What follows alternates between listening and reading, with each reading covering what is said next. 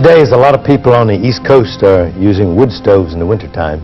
I was recently very amused sitting in a barber shop listening to two very well-educated gentlemen arguing over whether it was more advantageous to have a cast iron stove or a steel stove. And I listened to the arguments until I was ready to leave, and then I asked them if they knew the difference between cast iron and steel. And I found out that they didn't. It's just something that's there. I've been amazed to find out that many people who are practicing engineers don't really know the differences between cast iron and steel either. So I'd like to start this morning by saying unequivocally that we can define these in a very specific way.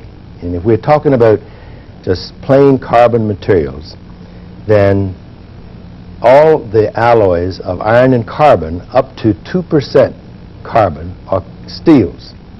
And between 2% carbon and 6.66% carbon, the materials are called cast irons. In order to understand actually how these two materials get separated into two groups, we need to do several things, but I think one of the most advantageous things that we can do is to just look at the business of making this cake. We're going to make a cake, a finished product, and we're going to go into the kitchen to make it. And we have this glorified kitchen called a steel mill. But we'd understand it better if we look at it from the standpoint of history. Let's look back in time and see what the problems were that man had and how he overcame them in the steel and cast iron making business. The first problem that is mounted is, how in the world do you get a real hot fire so you can melt the metal? Because you can hammer it into shape. We talked about that. But we need not just to hammer it into shape, we need to cast it into shape, to pour it into shape, to do something that's easier. So man first had to learn how to make a very, very hot fire. Now we have that problem today. If I asked you to go build a furnace that would melt, say, a cubic foot of copper, you'd find that you'd have a rather terrific job to do, because we have to get temperatures for copper up or above 2,000 degrees Fahrenheit. And if we're going to melt iron, we're going to have temperatures up above 3,000 degrees Fahrenheit. So, although man could make fire, he couldn't make a real hot fire for a big volume.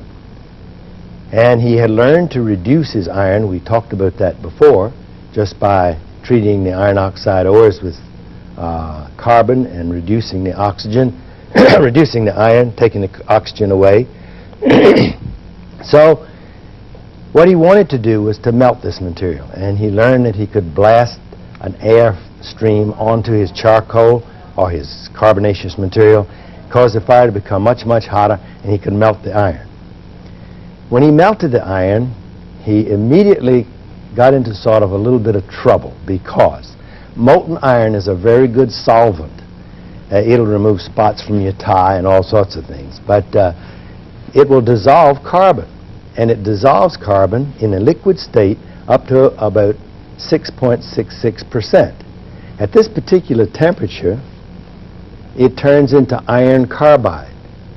And iron carbide then is a material that's going to exist with the molten iron, mixed with the molten iron, or maybe in solution with the iron. The carbon will be in solution, but if you solidify it, then this particular material gets burped out, just like the air got burped out of the ice cube that I told you about. And we have a second phase. We have iron carbide mixed with iron.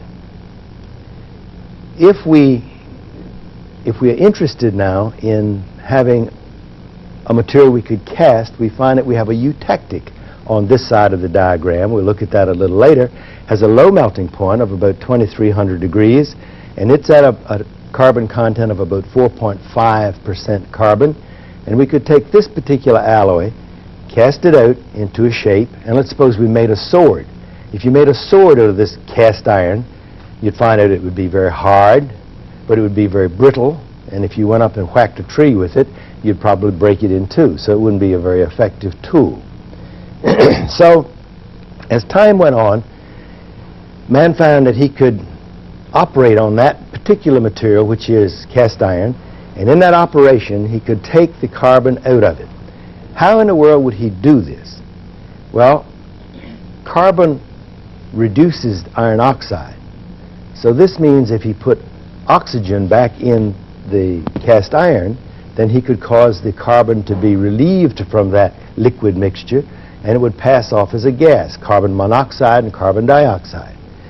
Well, how in the world do you put oxygen into the molten iron?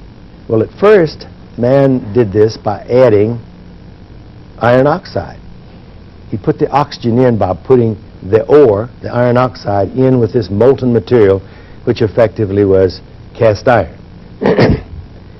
Now, if you put iron oxide in at 3,000 degrees, or excuse me, 2,300 degrees, when the cast iron is molten, you find out that the iron oxide is a very viscous mass. It's light in weight. It floats on top of the bath, and you want it mixed with the bath. So what he learned to do was to reach in with a big spoon, which he called a rabble, and he mixed it back and forth. And as he mixed it, the iron oxide combined with the carbon in the iron and came off as a gas, and the iron became purer and purer and purer. And finally he got the carbon content reduced until it was almost pure iron. But he couldn't get his furnace quite hot enough to melt just the pure iron. So it would wind up being a mushy mass, like a slushy, so to speak, and in it would be all of this glass, iron oxide, that he had caused to become more fluid by adding sand or other minerals to the iron oxide to make it fluid. And this glass would be all mixed up with the iron. It was called a sponge ball, and he'd reach in the furnace and take it out, and just as you might have a sponge saturated with water and you squeeze the water out of it, he squeezed this sponge ball and squeezed all the slag out of it he could get out, but he couldn't get it all out. But he had pure iron with glass stringers or glass particles all through it. And he found out that this material was easy to roll, to fabricate, to put into wire forms, and he could and it welded very beautifully. We'll talk about that a little later. And he had an ideal material, and it was called hand-puddled wrought iron. But it wasn't steel, because he'd taken all the carbon out of it, and steel has carbon in it, up to 2% carbon. Well, he was still interested in making steel, and so what he did was he took this particular large mass of wrought iron, and he could handle about 500 pounds of this. If you can just imagine now a man bellying up to a furnace that's going to be at a temperature of almost 3,000 degrees and reaching in and taking out 500 pounds of steel, that's only about a cubic foot now. But he's got to take it out, handle it, and then squeeze it in a big press. He did that, of course, with chain falls and tongs and everything, but it required quite a man to stand these temperatures and do this kind of work, and therefore they were called men of steel. But once he got the wrought iron into a shape, he could take a little piece of this and put it in a crucible effectively and heat the crucible up, because now he has not to heat a great big container of this material that he can rabble back and forth, but he can take a little teeny container, and now he can achieve the temperature of 3,000 degrees. He can melt it. And if he melted it in the crucible, then the glass, the slag that was all incorporated in the mass of the wrought iron, would float to the top, and he would have this, what was left inside, which would be pure iron, except that he could now add carbon to the material and bring it back up to any carbon content he wanted. And this was called crucible steel, but they could only make little batches of crucible steel. If they took the crucible steel in little batches, they could stack it up into piles and heat it all up and then squeeze it together or forge it together in the solid state and get it to weld together, and now he'd have a big hunk of steel.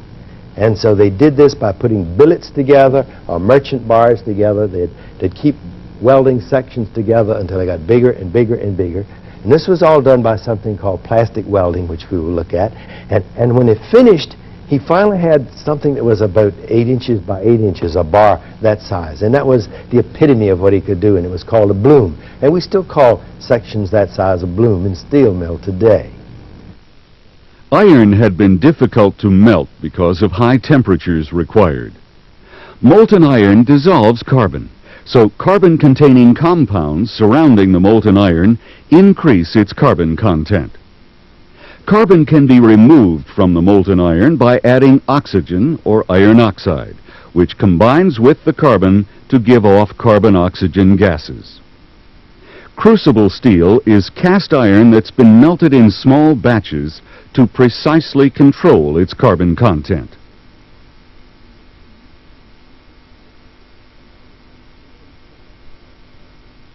This was the historical route of getting up to a point now where we could make steel, we could make relatively pure iron, we could make cast iron, and all of these things are different. So today when somebody says this is made out of iron, does he really mean it's made out of cast iron, wrought iron, or is it really a piece of steel? And can we afford today to do these sort of long-term and repetitive processes to just get some steel? And we don't want steel by the pound, we want it by the ton. So what we're going to do is we're going to look at the extraction of iron from iron ore. We're going to see just broadly how the whole process works. You're going to see that as I go through this, I'll have to skip a lot of points that I'll come back to, because I want you to get a picture, first of all, to just see how we make this cake. So if we look at this presentation, we find that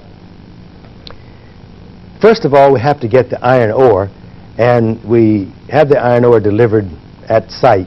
And now I'm skipping over a lot of processes. The process is called ore beneficiation. Ore beneficiation means we have to prepare that ore so we can really work with it at a minimum cost to us. We will presume at this point that the iron ore that's going into the blast furnace, it has been beneficiated, and we'll talk about how we do that later. But we put in the blast furnace actually in layers. We put first a layer of iron ore, and then we put a layer of coke, and then a layer of limestone, and another layer of iron ore, and another layer of coke, and another layer of limestone. And we continue to do this. And we put it in a ratio of about 2 parts of coke to 1 part of limestone, and about 4 parts of iron ore to 1 part of limestone. But we have to be able to blow air through this. Instead of adding ore to the steel or the cast iron to reduce the carbon, we're adding air to the material to burn the carbon or the coke that we put in it to get a very, very hot fire. At the same time, the coke or the carbon is going to reduce the iron ore. But we have to be able to blow that air through the blast furnace. So the iron ore that we put in it has to be of a size that will allow passage of air through it. We can't put just dust in it, for instance, because it would choke the blast furnace and we couldn't get anything through it. But if you blow air over coke or over charcoal or over a carbonaceous material, the oxygen will combine with the coke and drive the temperatures up to extremely high temperatures. And in fact, in the blast furnace, we're going to get this way above the melting point of steel. Out of the blast furnace comes 3 things. And the first thing that comes out at the very top is going to be a gas. The gas that comes out of the blast furnace is going to have a calorific value. That means we're going to be able to burn it. And so we can feed it back in. It doesn't have a high calorific value, but we can feed it back in to combine with things like producer gas, coke oven gas, and things like that to be used as fuel. Not shown on this chart is we get a lot of particulate matter comes out of the blast furnace too. This means there's a pollution problem of particulate matter, and that has to be collected and cared for. But we don't waste anything here. We're going to collect this gas and use it over again if we can.